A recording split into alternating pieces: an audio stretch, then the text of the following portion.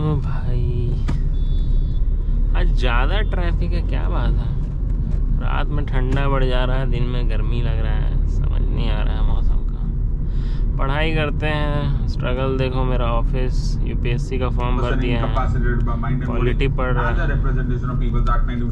कोई भी ऐसी कोई जिंदगी के लगे हुए हैं। अब इंटरेस्टिंग कंपोनेंट, अरे भाई जाने दो उनको। Now the interesting component here is that boss अलग गाली देगा। Presiding officer of the Lok Sabha, मैंने क्या बोला, presiding officer of the Lok Sabha is the speaker who is a member of the Lok Sabha. मैं इतने प्यार से क्यों पूछ रहा हूँ, ओके, इतना क्या इंपॉर्टेंस, मैंने इसको इतना एम्फेसाइज क्यों कर दिया, क्योंकि अगर मैं यही बात presiding officer of the Rajya Sabha के लिए बोलूंगा तो मैं बोलूंगा is not a member of the Rajya Sabha. क्यों? बिकॉज राज्यसभा का presiding officer is the ex officio chairman. The ex officio chairman is the vice president. In other words, that the vice president होने के नाते the person becomes automatically the chairman of the Rajya Sabha. This is not the case here. In the Lok Sabha, the presiding officer is the speaker who is also a member of the Lok Sabha. Deputy speaker is also a member of the Lok Sabha. In comparison to this is a very nice opportunity to compare both of them. So Rajya Sabha mein, okay, the presiding officer was the chairman. He is not a member of the Rajya Sabha. He is an ex officio chairperson because what vice president sab hai. Deputy chairman, however, of the deputy chairman of the Rajya Sabha, however, is a member of the Rajya Sabha. Are we clear? So जब speaker साहब नहीं होंगे as a presiding officer, तो speaker साहब नहीं होंगे तो कोई बात नहीं, deputy speaker will act as the presiding officer. Now there is an important word here. अरे भाई हमने बोल तो दिया, बट मैंने तुम्हें पहले बताया भैया is not dependent upon fact collection. Fact collection करने के लिए थोड़ा है, हमको गूगल थोड़ा बनाने वाले, हमें तो एग्जाम का आंसर चाहिए ना। तो एक ही लेक्चर सुन के थक गए हैं, बाप रे बाप, 40 बार सुन लिया लेकिन एग्जाम क्लियर नहीं हो रहा।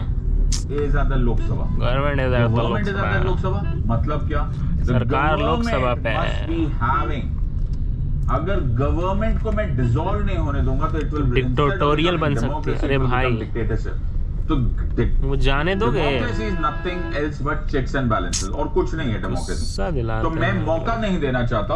आई don't want the government to get into despotism. Okay भाई, हमें तो कोई, हम तो सर्वे सर्वा है, हमें तो कोई हरा ही नहीं सकता, क्योंकि हम तो लोकसभा में आ गए। तो अगर लोकसभा डिसॉल्व नहीं होगा तो सर्वे सर्वा बन जाएंगे।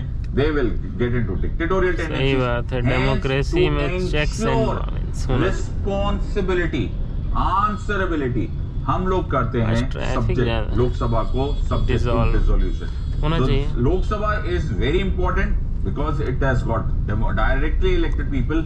तो जो डायरेक्टली इलेक्टेड रिप्रेजेंटेटिव्स है उनका हक है और उनका फर्ज है, हक और फर्ज, to the people from time to time and get their mandate. इसको बोलते हैं मैंडेट लेना। जब मैंडेट आएगा, जब तुम्हें वोट मिलेगा, जब तुम्हारे पास मेजॉरिटी होगी, you have to keep on checking it.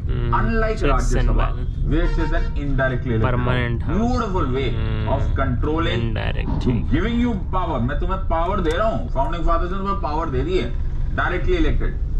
लेकिन you cannot be taking that power as granted. कि भैया अब तो मेरे पास आ गई, अब मैं छोड़ूंगा ही नहीं. No. Why? Because you have responsibility. एक जगह पर अगर मुझे सोचना भी नहीं पड़ेगा, I don't even have to think about it. अगर मुझे कोई पूछे कि राज्यसभा स्ट्रांग है कि लोकसभा स्ट्रांग है, हम बचपन में ये बहुत करते थे, तो स्पाइडरमैन स्ट्रांग है कि सुपरमैन स्ट्रांग है, ये हमारी पुरानी आदत है ना। तो यहाँ पर अगर मैं बोलूँ कि राज्यसभा स्ट्रांग है कि सुपरमैन है, राज्यसभा स्ट्रांग है या लोकसभा स्ट्रांग है, तो क्या आंसर आना? लेफ्ट राइट सोचना, लोकसभा सब जगह में ना money bill, Rajya Sabha is almost money bill के केस में होता है बस, थोड़ा बहुत प्लस माइनस वेरिएशन, लेकिन सारी चीज चेंज हो जाती है with regards to money bill. Money bills are those which are being dealt under Article 110 of the Constitution of India only. The provisions of only Article 110 should be applied. Okay. Money bills is the exclusive power of the Lok Sabha. It is the exclusive power of the Lok Sabha. Money bills can be introduced only in the Lok Sabha. It can be introduced only in the Lok Sabha. Of course, उसमें prior recommendation of the president चाहिए होता है, of the president. Now Lok Sabha में introduce हुआ, लोकसभा ने पास कर दिया। Okay, Lok Sabha ने पास कर दिया तो राज्यसभा के पास जब जाता है तो राज्यसभा ओनली 14 डेज क्या करने के लिए, भाई या तो एक्सेप्ट कर लो, पास कर लो, या फिर send back with recommendation. Recommend कर सकते हो, you can send back with recommendation. भाई आज ट्रैफिक तो मेरे पर कोई जोर जबरदस्ती नहीं चलने वाली कि भैया तुमने रिकमेंड किया तो मुझे मानना ही पड़ेगा। These recommendations are not binding on the Lok Sabha, whether you pass it, whether you send it back, whether I accept the recommendations, whether I don't accept the recommendation, I don't care. You have 14 days. After 14 days, it is deemed to have been passed. In other words, it is understood that the Rajya Sabha has passed the bill. हम इसको यही assume करके बैठ जाते हैं that the bill has been passed. In fact, presidential veto भी नहीं होता इसके बाद. There is no veto powers on this part. In other words, the Lok Sabha becomes very, very powerful with regards to money bill. और उसका एक logic है. Logic है बिना बजट के, हाँ, तो money belongs to the people of India. और मनी बिलोंग्स ऐसे पढ़ते हैं माय फ्रेंड्स, बिना बजट के गवर्नमेंट चल नहीं सकता है। हिटिंग हार्ड हिटिंग एग्जामिनर हिल जाता भैया, ये क्या बोल दिया इसने। Money belongs to the people of India, and therefore directly elected representatives of the people should be the ones who should control money. मैंने क्या बोला? Money belongs to the people of India. Money belongs to the people of India. Directly elected representatives को हक होना चाहिए money को touch करने को लिए। So consolidated fund of India, चाहे consolidated fund of states हो, चाहे consolidated fund of India हो, जो कि net amount of money of the states है या net amount of money of the union है, this should be under the control of the directly elected representatives. Directly elected representatives के control में। Why? With regards to money bills, Lok Sabha bills, Rajya Sabha is second, very very second. Okay. So what is the summary? Westminster structure है, हमारे पास 2 houses है। अरे रोकना भाई, अपने अपने रोल है। Rajya Sabha is the spirit of federalism, Lok Sabha रुकने का नाम ही नहीं लेता है। Money and houses the government. Federalism में हमको राज्यसभा को रिस्पेक्ट करना बड़ा जरूरी है। Democracy however has to be maintained at all time. दिक्कत तो है कार ले जाने में, हमें इंश्योर करना चाहिए, डेमोक्रेसी में हमें चेक्स एंड बैलेंसेस करना चाहिए, इसलिए हमको लोकसभा को डिसॉल्व करते रहना चाहिए। Directly elected house will have more power, will be more powerful. Why will it be more powerful? Specially with regards to money, because money belongs to the people of India.